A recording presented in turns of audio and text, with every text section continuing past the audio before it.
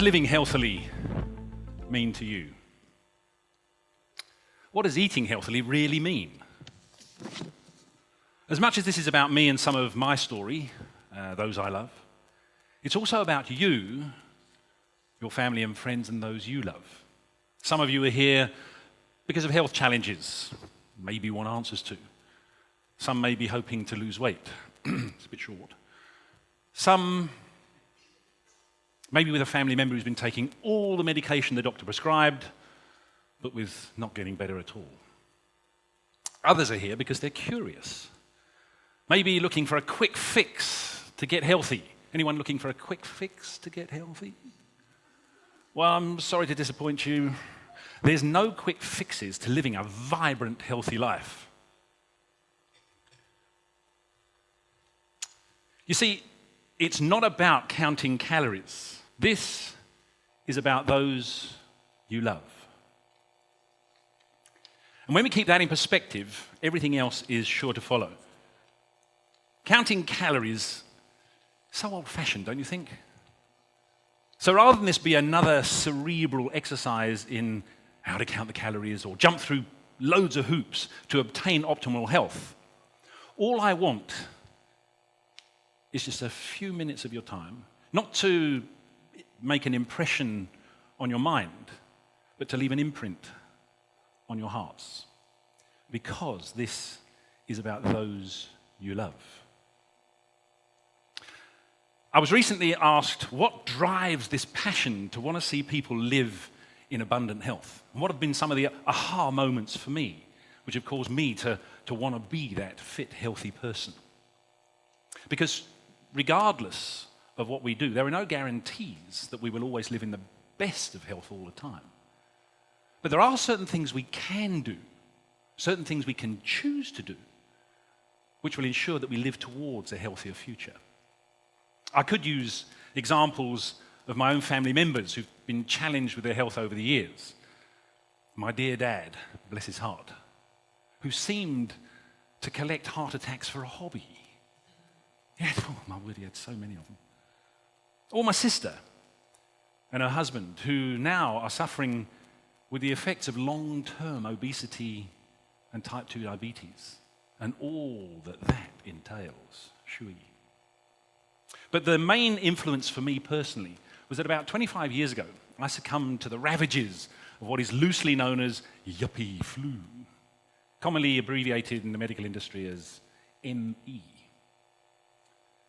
Due to a pretty appalling dietary lifestyle at the time, and with being prescribed several courses of antibiotics a year by my local doctors, which tantamounted to nothing more than drug abuse, coupled with stress upon stress at work, my immune system faded to almost nothing.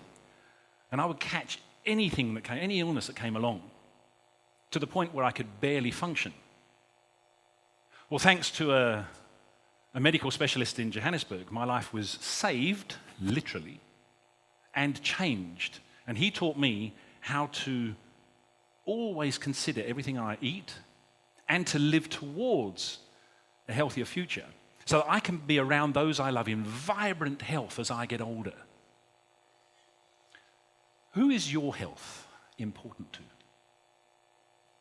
And who do you want to be around? Let me ask you a painful question.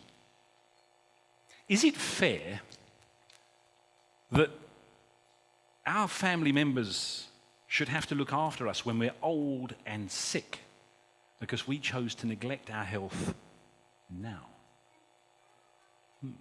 Tough one. My wife and I are not in the arena for grandkids at the moment, not yet anyway. But when I get there, I want to be the fittest granddad. I want my grandkids to use me as a human climbing frame. I want to roll around the floor with them. And I want to play golf with my 17-year-old grandson and beat him. But I can only do this if I'm fit and healthy. And that takes time and effort. Because you see, this is about those you love. So what steps can we take to increase our well-being going forward? Let's start with the basics. small things can have a profound effect and help us realign our health with the way God designed it to be. Some of the things I've learned and put into practice over the years have been encapsulated in what Dr. Hein Badenhorst calls the 7 pillars of optimal health. And here they are. Step number 1, think right, talk right. So much of how well we live depends upon what we feed our minds with, what we read, what we watch, what we listen to, what we think or meditate on. Whatever goes in here, both good and bad, will ultimately be reflected in how we speak and act. Think of those movies you watch. Number 2, eat right. What does it mean to eat healthily? Is it eating till I'm full up, happy to have satisfied my hunger, regardless of what I've satisfied that hunger with? Sadly, this is the case with most people who equate eating healthily with simply eating well, i.e., until they're full up.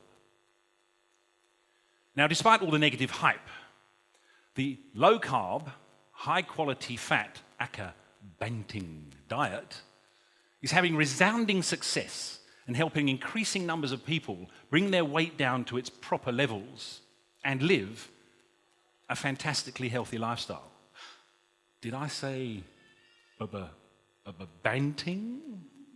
Don't worry, it's just one of the names that the low-carb, high-fat lifestyle goes under.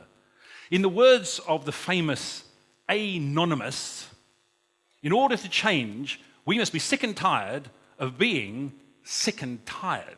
Or as Doug Larson puts it, life expectancy would grow in leaps and bounds if only green vegetables smelled as good as bacon. But the real killers are the sugar-loaded soft drinks and cool drinks and the hyper-processed foods like pizza, bread, snacks, instant meals and other junk food, which most of us take for granted as the only available food when hunger comes along. But of course, what our body needs are the good proteins, good fats, and loads of good vegetables and fruit, which it will thank us for in the long term. Because you see, it's not about counting calories. It's about those you love. Step number 3, add right. Not mathematics. This is supplementation. Despite all our efforts to get a right amount of good quality and variety of vegetables and fruit, so much of the soil from where that produce comes from is nutritionally depleted because of chemical fertilizers and overproduction. So much so that the product itself is nutritionally depleted, which leads us to have to supplement. We have to. But of course, we also have to be very selective of the supplements that we choose, because the majority of the relatively inexpensive stuff you can buy on the supermarket shelves is nothing more than a load of laboratory-produced chemicals in a fancy bottle with equally fancy advertising. And all that will do is cause you to waste your money and make your urine very expensive. Number 4, drink right. Drink right. We're often told about the need for drinking plenty of water, and that priority hasn't changed. What has changed is the quality of that water, with an increasing amount of workload put on our water treatment centres. An increasing amount of chemicals are added to our water to make it safe to drink. And one of the main chemicals there is chlorine. But with chlorine being the number 1 cause of colon, testicular, prostate, and other uterine cancers, we've got to be aware of that and take steps to perhaps put a water purification system into our home drinking water. Or we could get fit going to the Newland Spring to get water. It's delicious stuff. Cheers. But whichever way we choose to get good water into our bodies, we've got to get plenty of it. And that's around about 2 litres of water every day, over and above our tea and coffee consumption. 2 litres. Sounds like quite a lot. Step number 5, move right. And I think some of you will guess this one straight away. It's that rude word, the painful one, the unfortunate word. Exercise. Now, seriously, of course, how much exercise is enough? It's estimated that only about 30 to 45 minutes of low to fairly high intensity cardiovascular exercise every other day. Every other day. Of course, the hard bit is that regular gym routine, which most people choose to avoid like the plague. But it can start with something much simpler, like always taking the stairs instead of the escalator or the lift, or parking further away from the shopping mall entrance and using the legs God blessed us with, or even going for a brisk walk after supper every night, and that would be every night. Point number 6, sleep right. Most will cheer for this one, because we all need a good night's sleep, but the benefits of a full night's sleep cannot be overemphasized. Most people, however, only get 4.5 to 6 hours sleep a night, which is not enough. And how much is enough? 7 to 8 hours should be the regular norm for everyone of all ages and all cultures. And it's amazing what physical and mental repair goes on in our bodies and what cellular regeneration there is through a good night's uninterrupted sleep. And finally, point number 7, you're going to love this one. Pee and poo right. What goes in will come out. And although we don't normally discuss this in open forums, it cannot be overlooked, as good elimination of bodily waste is essential to optimal health, and a lack of it is one of the major factors in the development of long-term illness and disease. Did you know that most of your immune system is located in your colon? How's that? The major health zone located in the dung zone. Paradoxical, I know, but God must have had a real sense of humor when he designed it that way.